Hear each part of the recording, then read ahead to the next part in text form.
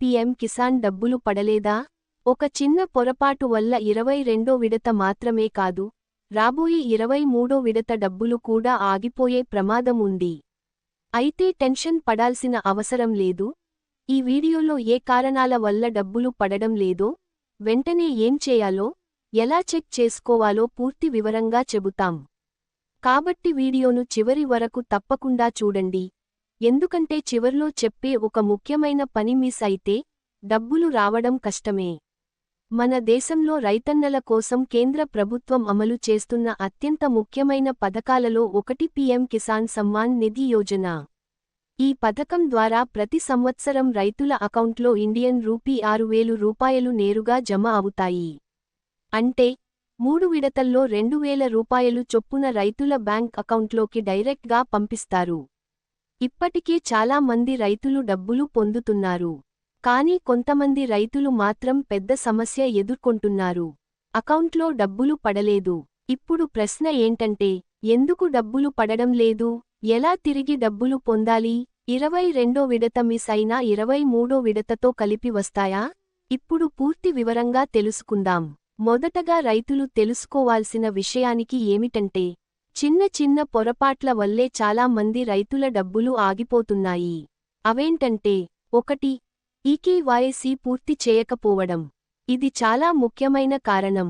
చాలామంది రైతులు ఇంకా ఈకేవైసీ పూర్తి చేయలేదు. దీనివల్ల ప్రభుత్వం మీ వివరాలను వెరిఫై చేయలేకపోతుంది. అప్పుడు మీ డబ్బులు పెండింగ్ లేదా స్టాప్ అవుతాయి.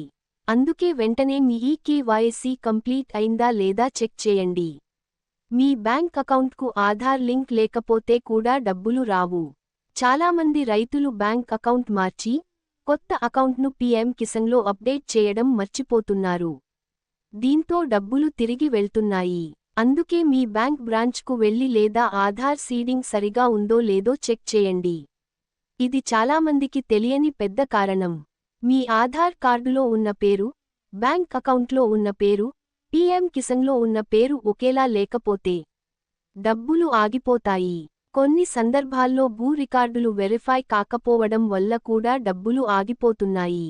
ప్రత్యేకంగా భూమి బదిలీ జరిగితే, వారసత్వం ద్వారా భూమి వస్తే, పట్టాదారు పేరు మారితే మీ వివరాలు అప్డేట్ చేయడం చాలా ముఖ్యం. ఇప్పుడు అసలు విషయానికి, డబ్బులు పడకపోతే రైతులు వెంటనే ఏం చేయాలి? స్టెప్ 1. ఈకేవైసీ చేయండి. మీ సమీపంలోని సిఎస్సి సెంటర్ లేదా మేసేవకి వెళ్ళండి. అక్కడ బయోమెట్రిక్ లేదా ఓటీపీ ద్వారా ఈకేవైసీ పూర్తి చేయించుకోండి. ఇది చేయకపోతే 23వ విడత డబ్బులు కూడా రావడం కష్టమే. మీ మొబైల్లోనే పీఎం కిసాన్ స్టేటస్ చెక్ చేయవచ్చు. అక్కడ పేమెంట్ సక్సెస్ ఉందా, ఈకేవైసీ కంప్లీటెడ్ ఉందా, ఆధార్ వెరిఫైడ్ అయిందా చూడాలి. మీ బ్యాంక్లోకి వెళ్ళి ఎన్పీసీఐ మ్యాపింగ్ మరియు ఆధార్ సీడింగ్ కంప్లీట్ అయిందా లేదా చెక్ చేయండి. ఇది చాలామంది మిస్ అవుతున్నారు. మీ భూ రికార్డులు సరిగా ఉన్నాయా లేదా ఒకసారి సిఎస్సి సెంటర్లో చెక్ చేయించుకోండి.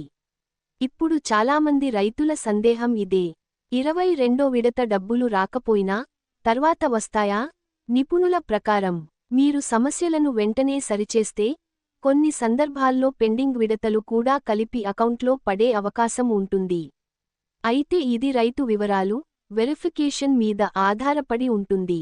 ప్రభుత్వం ఇచ్చే ఈ డబ్బు చిన్నదిగా అనిపించినా, విత్తనాలు కొనడానికి, ఎరువులు తీసుకోవడానికి, వ్యవసాయ ఖర్చులకు చాలా ఉపయోగపడుతుంది.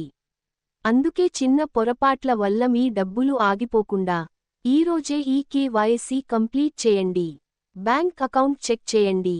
భూ రికార్డులు వెరిఫై చేయించుకోండి. మీ అకౌంట్లో పీఎం కిసాన్ డబ్బులు పడ్డాయా లేదా ఇంకా రాలేదా? కింద కామెంట్లో పడింది లేదా రాలేదు అని కామెంట్ చేయండి. ఈ సమాచారం మరో రైతుకు ఉపయోగపడొచ్చు.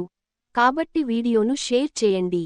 ఇలాంటి రైతులకు ఉపయోగపడే ప్రభుత్వ పథకాల సమాచారం కోసం మా ఛానెల్ను సబ్స్క్రైబ్ చేసుకుని పక్కన ఉన్న బెల్ ఐకాన్ను తప్పకుండా ప్రెస్ చేయండి.